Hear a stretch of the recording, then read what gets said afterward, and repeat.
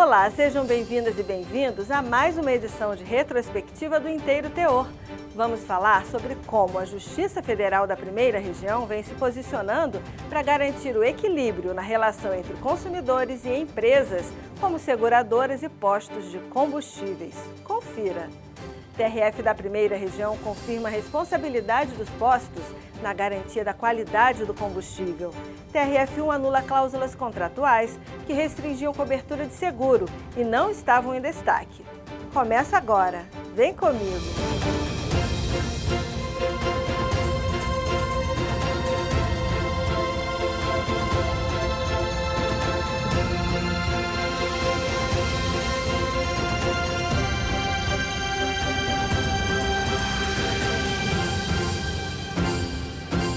O Brasil conta hoje com aproximadamente 120 milhões de veículos automotores. Todos os dias, mais de 43 mil postos revendedores de combustível garantem o abastecimento dessa frota. A autarquia responsável por manter e regulamentar o setor de combustíveis no país é a Agência Nacional de Petróleo. Na reportagem de William Nascimento, você vai conhecer como está o panorama geral do combustível utilizado pelo brasileiro e de que maneira os postos que burlam o sistema a fim de obterem maiores lucros são responsabilizados por práticas ilegais. Falha na partida, aumento do consumo e até mesmo problemas no sistema de injeção eletrônica do carro. Essas são algumas das complicações enfrentadas por motoristas que acabam abastecendo seus veículos com combustível adulterado. Começou a engasgar, a falhar, tive que levar ele direto para a oficina, que não estava andando não, estava se arrastando. Tive que tirar o tanque, tirar o combustível que estava adulterado dentro dele. Foi quando não rendeu e o carro ficou tipo engasgando, com certeza, prejuízo. O carro começou a falhar, o preço parecia ser barato, o barato sai caro. É desse jeito, a gasolina era água praticamente. Joguei no carro, o carro começou a falhar, entupiu tudo. Parou de vez o carro. Quer dizer, prejuízo. O prejuízo foi grande, não foi uma vez só não, foi várias vezes, hein? Eu pedi para abastecer, né, completar o tanque e ao final, quando eu dei partida no carro, o contador não subiu, né? Aí eu fui questionar o frentista e ele falou que colocou gasolina, mas não colocou, aí chamou o gerente, aí depois que eu chamei o gerente, que ele colocou a gasolina corretamente.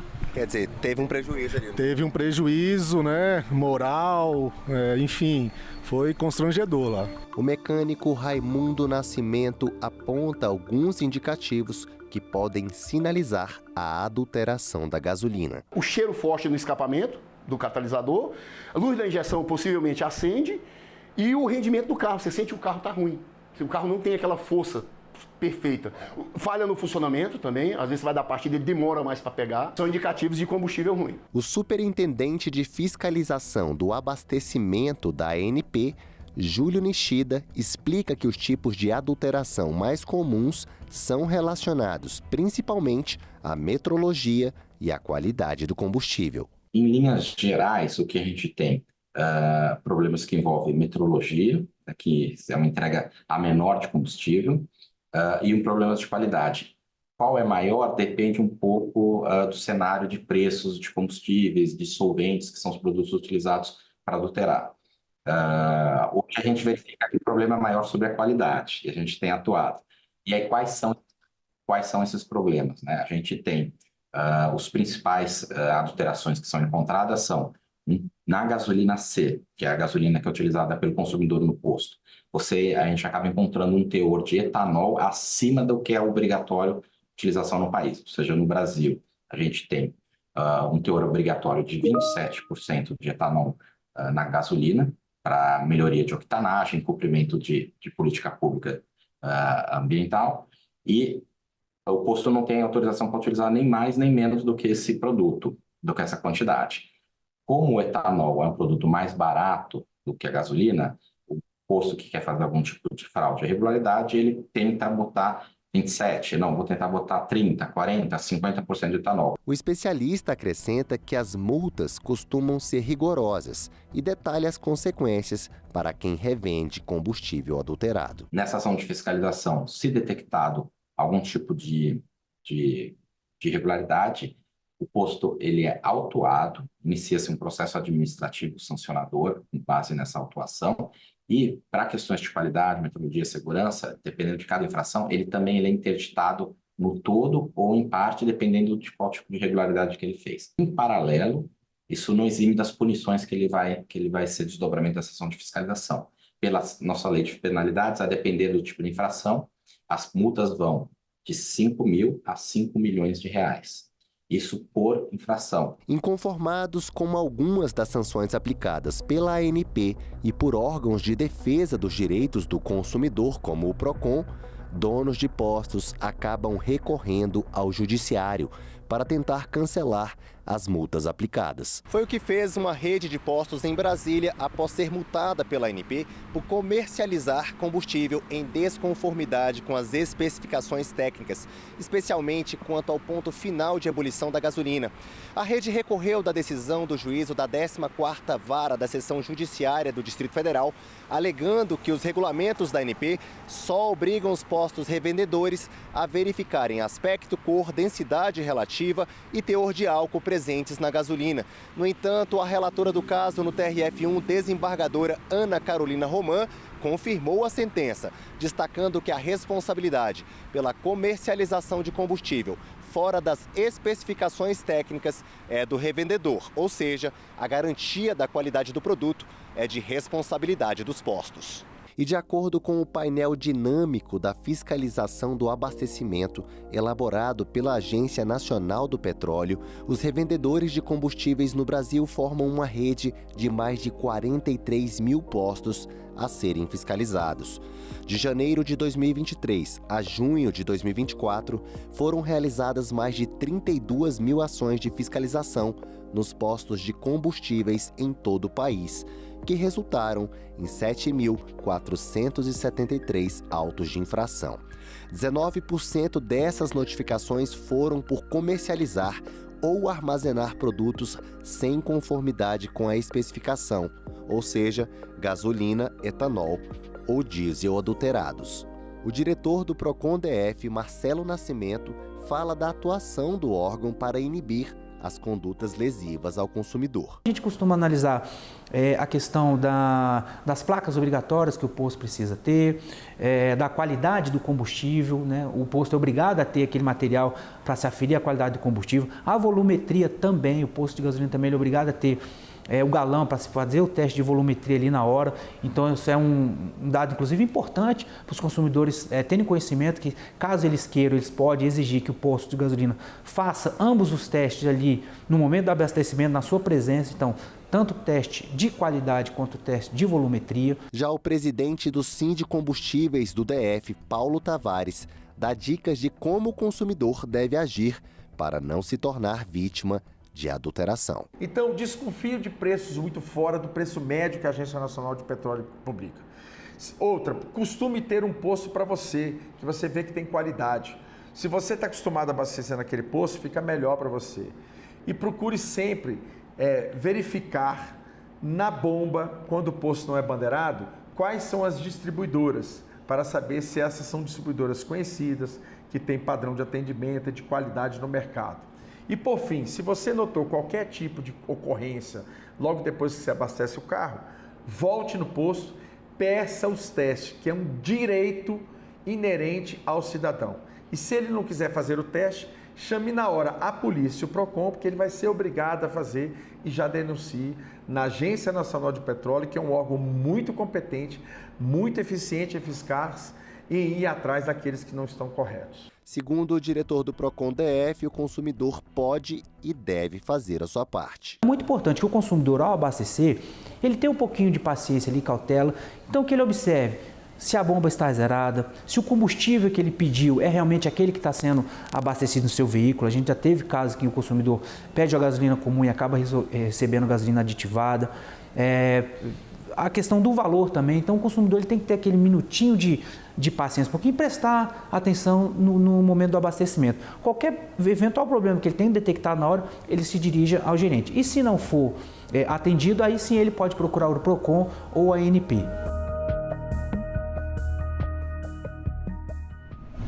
mercado de seguros no Brasil tem dado sinais de crescimento, acompanhando uma maior conscientização da população sobre a importância da proteção financeira, seja nos seguros de pessoas, como o de saúde e o de vida, ou nos seguros de bens materiais.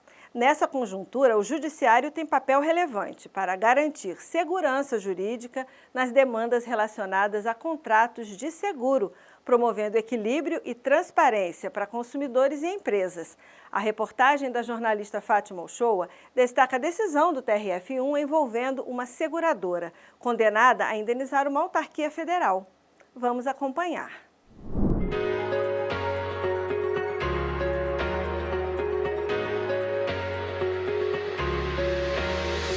O mercado de seguros no Brasil vive um momento de expansão. Com mais acesso à informação e à digitalização dos serviços, os consumidores estão buscando proteção para diferentes aspectos da vida e para os bens materiais. Saúde, automóveis, residências e até eletroeletrônicos. Atualmente, o país conta com 157 empresas seguradoras licenciadas. E, de acordo com a Superintendência de Seguros Privados, a SUSEP, a arrecadação do setor supervisionado de seguro, previdência e capitalização, no acumulado de 2024, totalizou mais de 435 bilhões e meio de reais, representando alta de 12% em relação a 2023. O crescimento real, já descontada a inflação do período, foi de quase 8%. No ano passado, foram retornados à sociedade mais de 240 bilhões de reais por meio de indenizações, resgates, benefícios e sorteios. Esse montante representa quase 7% a mais do que foi pago no ano anterior. Ao mesmo tempo que cresce, o setor também passa a lidar com um consumidor mais exigente, atento aos direitos e às condições contratuais. Como consequência, as reclamações também aumentam. Dados da SUSEP indicam que no ranking dos tipos mais reclamados estão os seguros prestamista, de automóvel, de vida, o residencial e o de riscos diversos, dentro do qual são comercializados, entre outros, seguros de celular, notebook e cartões. Os assuntos mais reclamados se referem ao não reconhecimento da contratação e ao processo de pagamento de indenização. Foi exatamente nessa última hipótese, diante de uma negativa do pedido de indenização securitária, que o Conselho Federal de Corretores de Imóveis, o COFES, buscou o Judiciário. Aconteceu um furto, que hoje eu já sei que é um furto simples, né? Que teria sido um furto simples, de um computador de mão, né? Um laptop, em uma de nossas unidades, e quando instada o pagamento do seguro, a seguradora simplesmente se negou a pagar, dizendo que não estava previsto no contrato a indenização por furto simples, somente por furto qualificado. Só que o contrato não trazia nenhuma explicação o que significava furto simples, o que significava furto qualificado. Furto simples é descrito na legislação penal como subtração, ou seja, diminuição do patrimônio de outra pessoa, sem que haja violência ou grave ameaça à vítima. Já o furto qualificado é a subtração de um bem sem violência ou grave ameaça, mas com a presença de elementos que agravam o crime, como destruição de um obstáculo, abuso de confiança e uso de chave falsa. Com essa falta de detalhamento sobre para qual tipo de furto haveria cobertura securitária, a demanda chegou ao TRF1, já que o COFES é uma autarquia federal. A quinta turma aceitou a apelação do Conselho contra uma empresa seguradora e anulou as cláusulas contratuais que restringiam a cobertura do seguro apenas para furto qualificado e determinou o pagamento de indenização corrigida no valor de quase R$54 mil, referente ao furto simples do notebook. Para o colegiado, o consumidor deve ser informado previamente sobre as condições contratuais e as cláusulas que excluem cobertura devem estar sempre em destaque, permitindo imediata e fácil compreensão, o que não ocorreu nesse caso. O relator foi o juiz federal convocado, João Paulo Piropo de Abreu. Normalmente nós levamos em consideração o que está disposto na nossa legislação, no Código Civil, na Constituição Federal, que traz normas importantes acerca de proteção ao consumidor, e também não poderia deixar de ser no próprio Código de Defesa do Consumidor, que traz princípios muito importantes, balizadores, quando se trata para a solução de processos envolvendo contratos de seguro. Então, princípios da transparência, né, clareza, as cláusulas têm que ser o mais claras possíveis, acessíveis ao público leigo, ao consumidor, que é a parte hipossuficiente do contrato, princípio da publicidade, né, não pode ter cláusulas secretas, reservadas, princípio da informação. Então, o consumidor tem que estar ciente de todas as cláusulas ali no momento que ele assina o contrato. O coordenador-geral de supervisão da SUSEP enumera algumas dessas cláusulas para as quais o consumidor deve estar bem atento antes da adesão ao contrato. Primeiro, o consumidor ele tem que entender o que ele está contratando, para que serve o produto que ele está contratando, que uso se dá aquele produto. Depois, as cláusulas, como eu falei, de riscos excluídos, porque elas limitam esse direito e elas podem limitar até certo ponto, né? Então, essas cláusulas precisam ser bastante claras e elas não podem abusar dessa possibilidade de restringir a cobertura. Toda a parte que rege o acionamento da seguradora e o exercício do direito. Então, entender quando e como acionar a seguradora, o que vai ser exigido, como vai ser exigido, quais são os prazos a serem cumpridos, é fundamental que se entenda previamente, né? Não esperar ocorrer os eventos para depois entender como vai funcionar. As cláusulas que falam de franquias são bastante importantes porque elas também, de alguma forma, limitam, né, esse direito à indenização, né, porque ela transfere para o segurado parte da obrigação. Com as respostas que o Judiciário vem direcionando às demandas relacionadas especialmente a cláusulas consideradas abusivas para o consumidor, algumas empresas seguradoras vêm mudando a atuação para evitar tais conflitos, como esclarece a advogada Maria Inês Dolce, que preside a Consumare, uma organização internacional de associações de consumidores da língua portuguesa e países membros da CPLP. O que nós podemos dizer é que existe ali uma adaptação gradual dos contratos, né? Por exemplo, revisão de cláusulas, muitas seguradoras, especialmente as maiores e com maior exposição, elas revisam periodicamente seus contratos e condições gerais. Então, decisões judiciais reiteradas, especialmente sumuladas, né, do STJ, ou entendimentos consolidados, tendem a fazer uma pressão para se adaptar, né, para evitar litígios e custos também. As seguradoras também vêm se preparando para a entrada em vigor de uma nova lei, que vai reger o mercado de seguros e que promete trazer o incentivo ao crescimento sustentável desse segmento, fortalecer a proteção ao consumidor e elevar o Brasil aos padrões internacionais. É fundamental destacar aqui que estamos em um momento de grande modernização, né? Foi sancionada a Lei 15.040 em 2024, chamado Novo Marco Legal dos Seguros. E essa nova lei, que entra em vigor em dezembro de 2025, foi criada para trazer mais clareza, mais segurança jurídica e mais inovação para o setor, beneficiando tanto os consumidores quanto seguradoras. Mesmo com a proteção legislativa, é sempre importante prestar atenção a cada detalhe do contrato, sem deixar de sanar todas as dúvidas, e as seguradoras têm que fazer a sua parte. As cláusulas que restringem o direito do consumidor, do segurado, não pode estar com letrinha pequena, asterisco, tem que estar chamativa, tem que estar em negrito, sublinhado, caixa alta, da melhor forma possível para que o consumidor possa ali, ao ler o contrato, identificar logo quais são as exceções em que ele não estará seguro, não estará coberto pelo contrato seguro.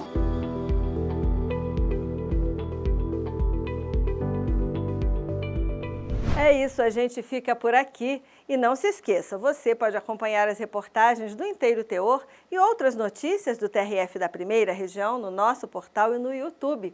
E estamos também no Facebook e no Instagram. Obrigada pela companhia e tchau!